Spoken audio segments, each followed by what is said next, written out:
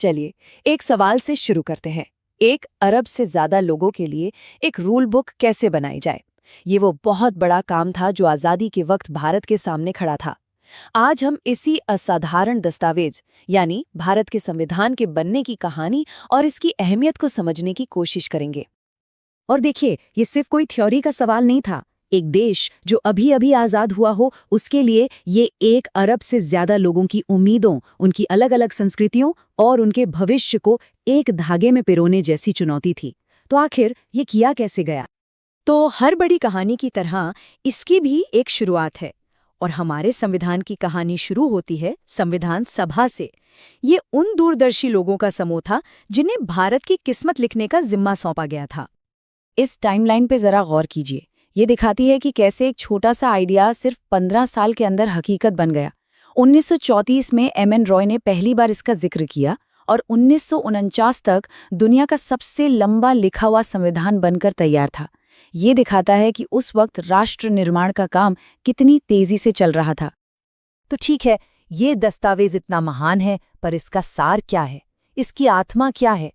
इसका जवाब हमें मिलता है इसके पहले ही पन्ने पर, जिसे हम प्रस्तावना कहते हैं।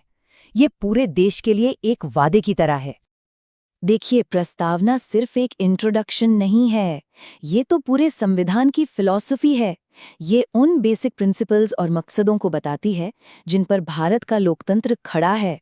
आप कह सकते हैं कि ये पूरे देश के लिए एक मिशन स्टेटमेंट जैसा है। और ये वादे सिर्फ खोखले नहीं हैं। न्याय, स्वतंत्रता और समानता, ये वो 3 पिलर्स हैं जिन पर नागरिकों के अधिकारों की पूरी इमारत खड़ी है। ये टेबल साफ साफ दिखाती है कि ये सिर्फ शब्द नहीं है, बल्कि हर भारतीय नागरिक के लिए एक पक्की गारंटी है, चाहे वो सामाजिक हो, आर्थिक हो या फिर राजनीतिक। तो ठीक है, प्रस्तावना में तो बड़े बड़े आदर्शों की बात हो गई, पर ये एक आम इंसान की रोजमर्रा की जिंदगी में कैसे लागू होते हैं? इसका जवाब मिलता है हमें मौलिक अधिकारों और कर्तव्यों के चार्टर में, जो सीधे सीधे लोगों से जुड़ा है। आपको पता है, जब संविधान बना था तो 7 मौलिक अधिकार थे, लेकिन 1978 में एक बहुत बड़ा बदलाव आया। संपत्ति के अधिकार को मौलिक अधिकार की लिस्ट से हटाकर सिर्फ एक कानूनी अधिकार बना दिया गया। ये कदम देश में सामाजिक और आर्थिक बराबरी लाने के इरादे से उठाया गया था। और एक दिलचस्प बात यह है कि ओरिजिनल संविधान में सिर्फ अधिकारों की बात थी, कर्तव्यों की नहीं। ऐसा शायद सोचा गया था कि नागरिक अपनी जिम्मेदारियों को तो खुद ही समझेंगे, पर जल्द ही ये महसूस हुआ कि अधिकार और जिम्मेदारियों के बीच एक बैलेंस बनाना बहुत जरूरी है। तो फिर हुआ ये कि 1976 में इमरजेंसी के दौरान संविधान में 10 मौलिक कर्तव्य जोड़े गए।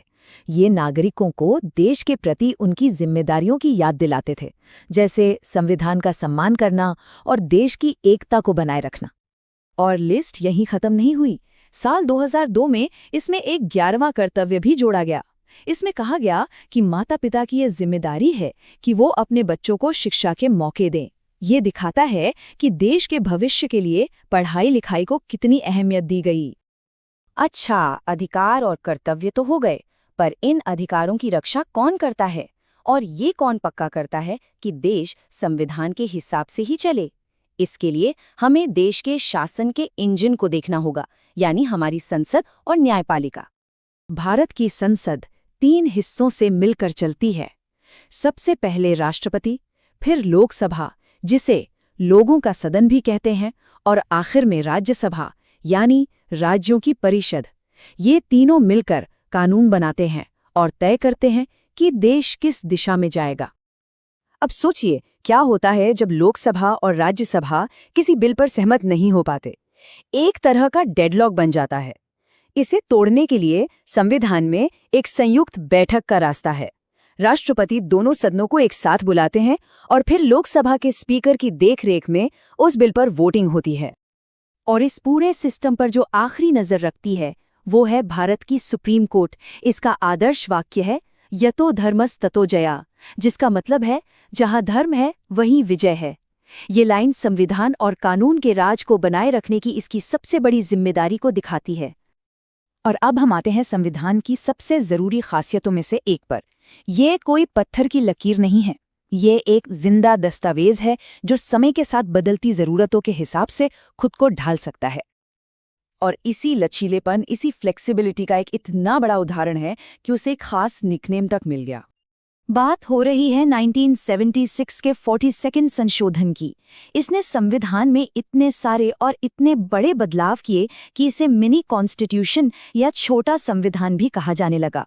इसी ने प्रस्तावना में समाजवादी और धर्मनिरपेक्ष जैसे शब्द जोड़े और मौलिक कर्तव्यों को भी शामिल किया, जिससे दस्तावेज का मूल रूप ही काफी बदल गया।